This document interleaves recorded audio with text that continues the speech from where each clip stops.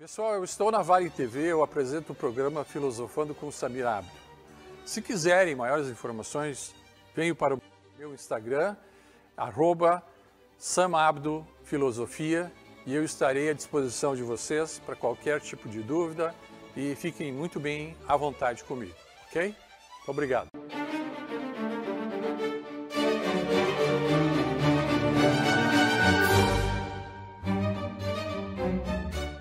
Olá, seja bem-vindo a mais um programa Filosofando com Samir.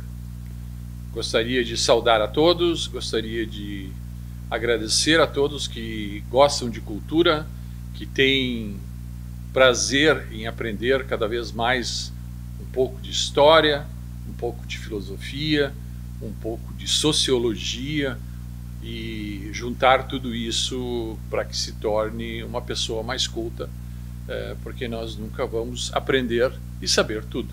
E gostaria de agradecer também nossos patrocinadores por esse programa cultural em prol do engrandecimento filosófico. Inicialmente a EDS Contabilidade, holding empresarial ou familiar. A EDS tem a solução e a proteção do seu patrimônio. Atendemos todo o estado com profissionalismo, contabilidade, assessoria e aconselhamento fiscal. E gostaria de agradecer também a Rescar Veículos, com quase 2 décadas no mercado, oferece segurança e as melhores condições com financiamento direto, com a loja em Estância Velha, servindo a toda a região. Venha nos visitar. Pois muito bem, estamos falando sobre Heráclito de Éfeso, né?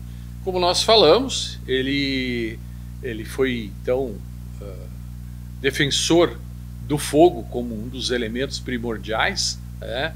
E ele diz que o fogo também é responsável pela rarefação, ou seja, a rarefação do ar através do fogo, e que tudo flui como um rio. Que o cosmos nasce a partir do fogo e do novo, talvez ele esteja falando do Big Bang, né? E que o próprio fogo foi consumido em períodos destinados e que os ciclos se repetem pela eternidade. Nós não sabemos a profundidade de tais palavras, né? Mas no livro intitulado Do Céu, de Aristóteles, Aristóteles diz o seguinte: concordam todos com o mundo como ele foi gerado, mas uma vez que foi gerado, alguns afirmam que ele é eterno e é perecível, como qualquer outra coisa da natureza que se formou.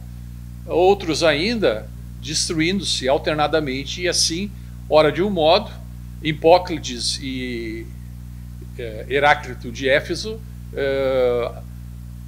disseram que o universo ora se incendeia e ora de novo se compõe do fogo, segundo determinados períodos do tempo. Na passagem que diz então, acendendo-se em medidas e apagando-se em medidas. O que ele quis dizer é que Heráclito já dizia que tudo era cíclico, né? Então, o fogo condensado se umidificava e com a consistência tornava-se água, e essa solidificando-se transformava-se em terra, e a partir daí nascem todas as coisas do mundo. Este é o caminho de Heráclito, que define como sendo para baixo. E derretendo-se a terra, obtém-se a água. A água transforma-se em vapor, tal como vamos ver a evaporação do próprio mar, e a rarefação do vapor transforma-se novamente em fogo, e este é o caminho para cima. Então, o caminho para cima é formação de nuvens, e o caminho para baixo é transformação de nuvens em água. Vejam que esse ciclo é o estudo principal de Heráclito, dizendo que o próprio mundo se rege sem que haja interferência, exceto que o Sol, a Lua, as estrelas colaboram de alguma forma né? Para que vamos dizer assim, as chamas brilhantes do universo possam ser para nós uma referência, que é o Sol para o horário durante o dia e eventualmente a Lua para os viajantes durante a noite. É como se o brilho de um e o brilho de outro não fosse menos quente ou menos importante, tá? Então existe também para aqueles que navegaram ou sabiam para onde estavam indo no tempo que estavam indo, eles não podiam se basear, por exemplo, depois do sextante, por exemplo, o sextante era baseado unicamente na Lua e nunca no Sol, né? Então é bastante claro que até a própria eclipse do Sol e da Lua acontece quando as cavidades, né, tanto de um quanto de outro, são interrompidas na sua transmissão, né? Então ele utiliza o barco como referência, que o barco durante o dia ele está à deriva, ele não sabe para onde está indo, e quando ele volta à noite ele é redirecionado justamente pela colocalização do barco no mesmo local em que estava, que era o mar, né? E para onde iria, baseando-se em chuvas, em ventos e demais fenômenos que são as consequências de diferentes evaporações. Então, por mais brilhante que seja essa colocação da evaporação, ele inflama-se ao redor do círculo do Sol, que produz o dia, e quando se contraria, ele prevalece e produz a noite, né? Então, a evaporação brilhante sobre o que nasce o Sol, como faz o verão, assim como faz a sombra numa questão, se faz o inverno, né? E os dois têm o seu devido valor. Dentro do pensamento de Heráclito, ele coloca Deus não como uma aparência de um homem, nem de outro animal qualquer. No pensamento de Heráclito, Deus não era nem criador e nem onipotente. Heráclito limitava-se a identificar Deus como os opostos que se atraíam e se complementavam e permitiam a si mesmo, apesar das suas mudanças, que a sua correspondência fosse uma questão de conflito unificado. Que nem nós temos o yin e yang, vamos dizer. A parte preta, a parte branca, né, que fazem aquele giro, eles são iguais, estão harmonizados. Então esse era o conceito de Deus para Heráclito, né, que ele dizia, na verdade, o Senhor do Universo, ao qual eu nego admitir, seria uma pessoa que é um ser, e não um homem, nem um animal, mas um ser inteligente, criador também dos seus conflitos e criador das soluções dos seus conflitos. Esse final não muito feliz, assim, que ele teve, o próprio Heráclito, né, como eu comentei no último programa, que, vamos dizer assim, ele morreu de uma forma literalmente cruel, no aspecto da própria razão, né? Largou um médico, procurou um curandeiro, afundou-se nas fezes do gado, né? Isso talvez tenha um pouco a ver pelo fato de que ele, Heráclito, tenha sido um autodidata. Ele não participou das academias culturais e filosóficas da sua época. Por quê? Porque ele não suportava certas pessoas, ele tinha uma ojeriza a políticos, aos pobres, aos ignorantes, aos médicos, e isso fez com que ele se afastasse, mas seu cérebro, muito inteligente, começou a criar, então, concepções como de Deus, dizer, Deus é dia e noite, Deus é inverno e verão, Deus é guerra e paz, Deus é saciedade e fome, mas nunca deixa de ser fogo. Veja bem, ele nunca deixa de ser fogo, que é a mistura de incensos, o qual denomina que cada um deve fazer realmente a sua parte e descreve o intelecto participativo sem premissas ter um fundamento realista ou mesmo participativo da pessoa no universo. Então, nesse argumento, nós podemos ver que Heráclito considera as diversas divindades da mitologia grega adoradas pelos homens como sendo obsoletas, né? Ele substitui toda essa mitologia pelo fogo, né? Misturando diferentes formas de aromas e incensos. Ele diz que tudo que vem do fogo é bom, e a alma consiste na rarefação de tudo aquilo que é originário do próprio fogo. E toda vez que também experimentam a própria morte, complementa a extinção da própria alma, ela vem das almas que tornam-se morte, né? Torna-se água, da água a morte torna-se terra, da terra nasce a água e da água nasce a alma. É um parecer bastante confuso, tem que ser muito, muito bem elaborado, mas ele simplifica dizendo que os caminhos são sempre os mesmos. Ou esse caminho é para baixo ou ele é para cima. E ele é cíclico, ele é inverso. Um é inverso do outro. Essa é uma clara evidência de que Heráclito sofria de um certo, como disse, de um certo altruísmo pelo seu ego, né? E não admitir que houvessem outros humanos ou mais inteligentes ou mais sábios que ele, mas ao mesmo tempo não tira a genialidade, né? Então Heráclito de Éfeso foi um dos grandes nomes da filosofia da antiguidade, e na área pré-socrática principalmente, ele impôs o seu pensamento.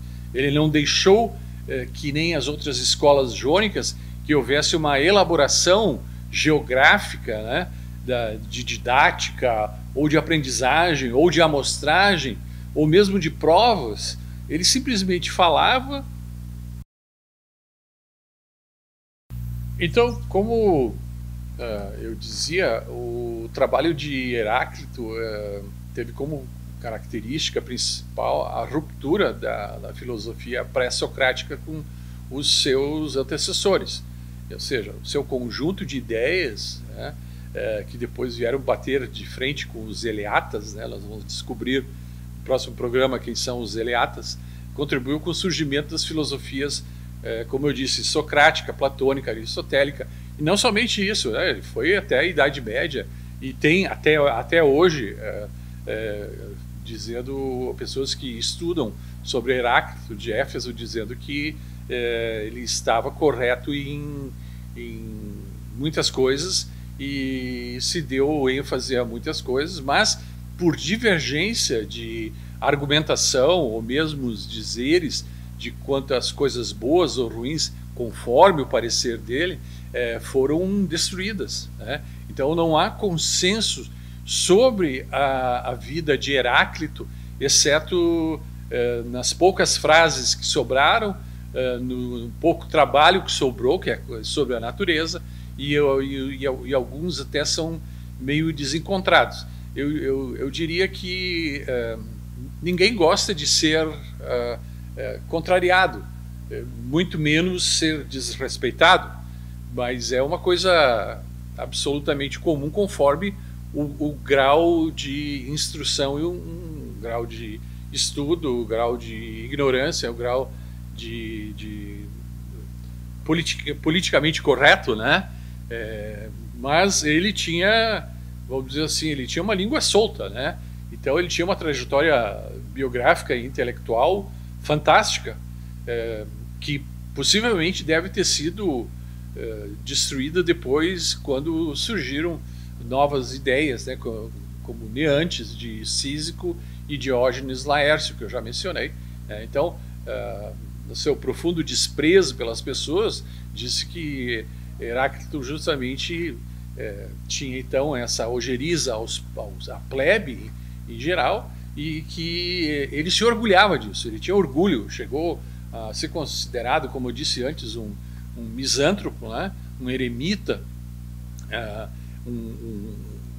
vivia em condições semi-humanas, e ele somente aparecia em público, mesmo duramente criticado pela sua postura, ele reunia centenas de pessoas para que pudesse ser ouvido por pessoas, pelos seus pareceres, pelas grandes e importantes descobertas que ele tinha, e que ele só veio realmente a ser mais respeitado a partir dos 40 anos de vida, quando eu acredito que ele começou a descer mais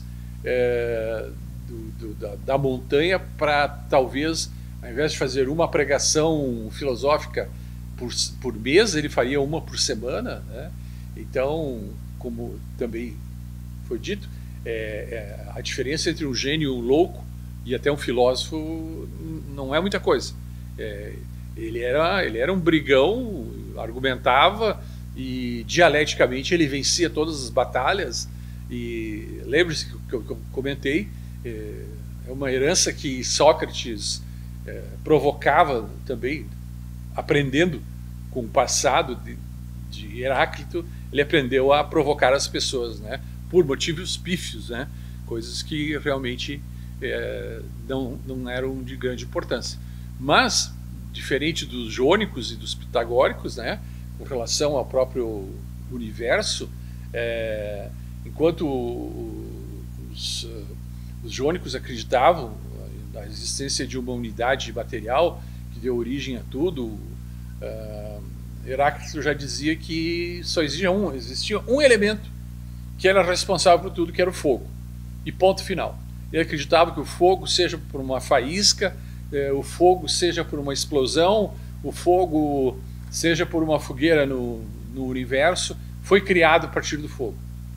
Bom, então seu pensamento sobre o fogo e a descrença dos quatro elementos e a descrença dos demais elementos colocou a água, né, do rio, né, e ali ele conseguiu juntar um pouco do segundo elemento, né, e talvez fosse dito que pela elevação de baixo para cima e de cima para baixo, o ar, né, que é o terceiro elemento, faria com que a terra fosse regada pela água, né, um dos elementos, sobre a terra, que é o quarto elemento. Então, ele fala sobre o fogo, que é a formação de tudo, ele fala já sobre o ar, ele fala sobre a terra e fala sobre a água.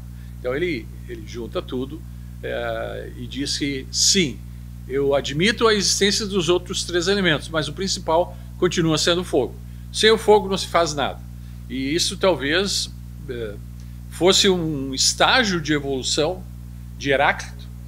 Indo adiante ali, ele se utilizava de padrões de sustentabilidade das ideias próprias dele, e não exatamente do que outros haviam dito. Então, essa questão da evaporação, do sol, do fogo, do ar, da água, do rio, de tudo sendo colocado num fluxo perpétuo, ou seja, tudo está em constante movimento, por mais que eu queira ou por mais que eu não queira, vai acontecer a evaporação, vai acontecer a concentração de nuvens e vai acontecer também a chuva. Então, a mesma questão só o rio só vai secar se parar de chover. E é exatamente isso que acontece quando nós temos, então, o contrário. Nós só vamos ter uma inundação se houver um excesso de chuva. E isso tudo é causado pelo quê? Justamente pelo, talvez, o efeito estufa, o calor, o sol, o fogo, né? Então, a questão daquele banho, o primeiro banho não sendo igual ao segundo e consecutivamente, eu particularmente me pergunto, por que será que ele não usou o mar como um bom exemplo, né? Porque toda a água do mundo, não existe exceção, toda a água do mundo, do rio, de qualquer rio, vai parar no mar. Mas Por que ele tinha essa fixação?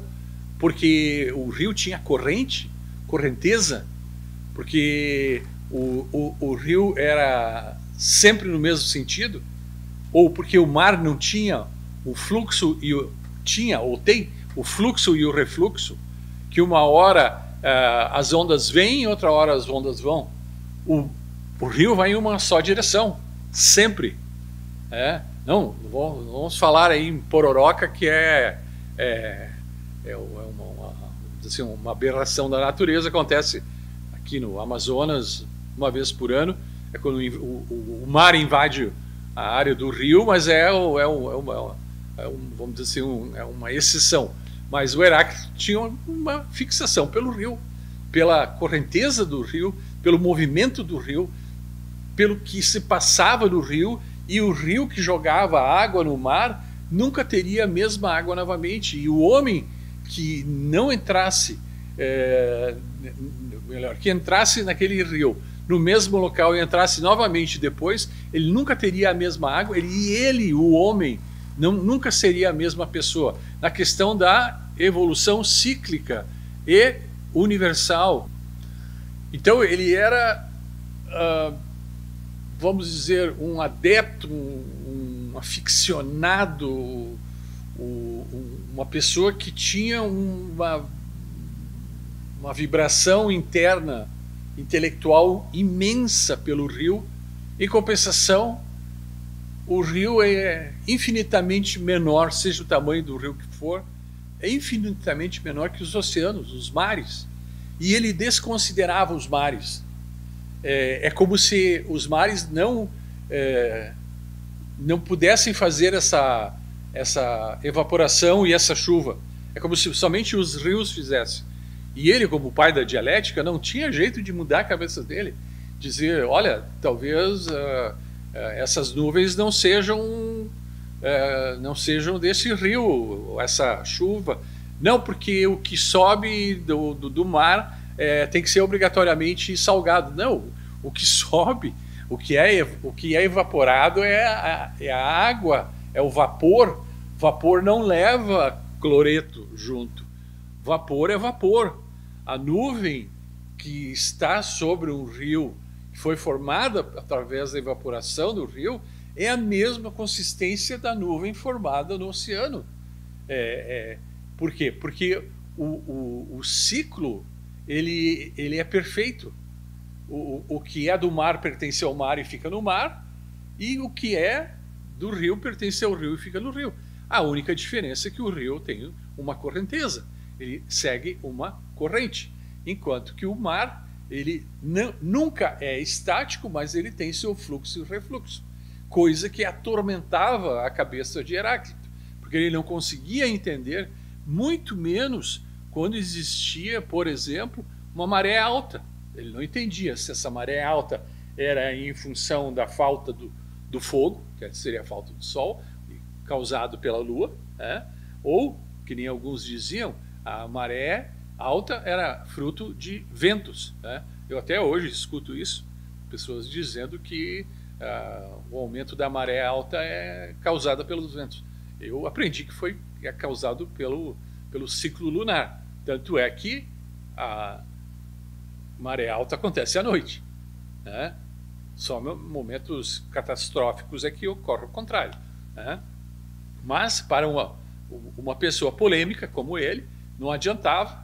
Então, mesmo ele querendo ensinar que todos deveriam evoluir, ele botou, pela sua forma de aforismo ou da fragmentação, da ação do seu próprio tempo e do seu próprio trabalho sobre a natureza, indo adiante, então, que ele diz que a verdadeira constituição das coisas gosta de ocultar-se. Ele está muito, muito certo nisso. Basicamente, 99,9% do que acontece no universo, ou na Terra, ou pela natureza, são coisas ocultas que não dependem de nós. Quando eu digo oculta, é porque nós não precisamos apertar um botão. E aí ele dizia, os olhos e os ouvidos são maus testemunhos quando a alma não presta. Quando a alma não presta, para ele a alma não prestava quando duvidava dos seus pontos de vista. Então vejo aí que eu não quero ser pejorativo contra Heráclito. Nós temos que aprender talvez de outro lado, dizer então que talvez nossos olhos e ouvidos, escutando e vendo o que não deve, vão pensar também coisas que não prestam. Então nós estamos sujando o nosso interior com coisas que não somos, né? Aí ele dizia, a única coisa que não muda é que tudo muda. Quando tudo muda, nada muda e tudo muda. Então não podemos banhar-nos novamente no mesmo rio, porque as águas renovam-se a cada instante. E a oposição traz concórdia. Olha bem, a oposição traz concórdia. Da discórdia advém a mais perfeita harmonia. É um pouquinho picante essa frase, né? Aí tem uma também bastante picante aqui, que diz, para os seres despertos, há somente um mundo comum. Qual é esse mundo comum? Para Heráclito é o mundo que nós não interferimos. Deixa o mundo rodar. Deixa o mundo funcionar. Então, ele, como um pré-socrático inteligente, deixando para trás as ideias de Tales, de Anaximandro, Anaximenes, ele conseguiu, vamos dizer, controlar a sua physis, que seria o dinamismo universal, de uma forma natural. Ao mesmo tempo que ele insistia no sol, no fogo, ele dizia que tudo universalmente mudava por si só, né? Então, nesse aspecto, até meio que dá para embaralhar um pouco a cabeça, né? E a gente indo além, a forma com que ele pensa, uma forma perene da mobilidade das coisas. Quando eu digo perene, segundo ele, mesmo estando imóvel, nós estamos em movimento. Então, ele não estava errado. Nós estamos em movimento. O universo está em movimento, a Terra está em movimento, a Terra tem um movimento elíptico, a Terra tem um movimento solar, um movimento lunar. Nós estamos girando a 300 mil quilômetros por segundo e, ao mesmo tempo, lembre-se de que tudo flui, né? Que volta aquela ideia de Lavoisier. Ele traz de novo o devir como uma forma de pensar sobre o fluxo universal das coisas, e a constatação, né, de que o contínuo conflito dos contrários se alternam nessa perenidade em que existe uma guerra perpétua dentro do homem e fora do homem, e que dentro dessa guerra interpessoal e extrapessoal consegue um fundamento de realidade das coisas que vão surgir. No entanto, essa guerra, quando ela se transforma em paz, ou seja, quando ela entra em harmonia, faz com que as coisas pertençam a um ser superior, onde flui, e essa é a minha opinião, né, que o devir universal se revela de uma síntese de contrários, entre o que o pacificador dos beligerantes seria justamente uma pessoa inócua, né? Então ele incita que as pessoas entrem em conflito próprio para que todas as coisas e o mesmo se tornem novamente em síntese dos próprios opostos, a partir da explicação da sua própria realidade, né? Então, a sua concepção consiste em que o Deus ou o divino é uma harmonia dos contrários, ou a unidade dos opostos, ou uma guerra harmonizada, ou um bloco formado entre o branco e o preto, né, entre o escuro e o claro, faz com que o homem se torne um um ser evoluído diante da escola jônica, né? Que simplesmente dizia que a natureza humana não possui um conhecimento natural, que a natureza é divina por si só, e só existe uma sabedoria em reconhecer inteligência, etc, etc, e que os governos fazem parte disso, e ele absolutamente discordava disso. Ele dizia, somos frutos dessa evolução, somos frutos deste conflito, somos frutos do Logos, né? Indo além do Logos. Ele diz que para exprimir esse Logos dele, ou seja, esse universo, ele precisa de uma consequência de entendimento, de compreensão, de desconfiança de todos os sentidos, tá? E de todos os outros filósofos. Então, fato que ele nunca escondeu, ele nunca deixou claro a admiração dele por nenhum outro pensador, nenhum outro que tivesse próximo do que ele assim determinou, porque para ele a questão do movimento, da água, do rio, do constante ciclo, mesmo percorrendo todos os caminhos, eles nunca vão se reencontrar. Então isso limitaria a própria alma diante de uma forma tão profunda como é o Logos, ou seja, o universo. Então que o homem jamais atingiria a parte psíquica somente com o físico e com o mental estável. Vejam que redundância, né? Que a felicidade não pode, e vou dizer novamente que não pode consistir em prazeres do corpo, como ele afirma, dizer o seguinte: difícil é a luta contra o desejo, pois o que este quer compra-se ao preço da própria alma.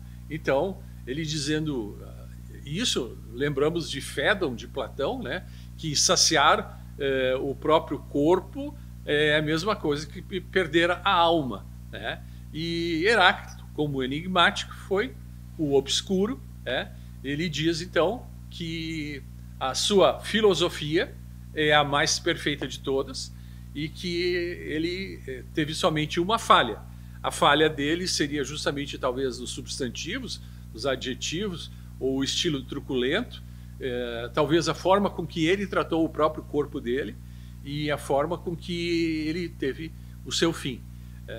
Então, dito isso, nós vamos para a parte final, em que ele introduz o Panta-Rhei, onde tudo flui, e que relembra, então, que o Logos obedece ao Panta-Rhei. Nós vamos falar mais sobre o Panta-Rhei, que é uma outra ideia de Heráclito. Então, por hoje, terminamos por aqui. Agradeço a todos pela sua audiência, pela sua participação, e saúdo a todos, esperando nos encontrar no nosso próximo programa, saudando pelo FI e agradecendo novamente. Nos vemos no próximo programa.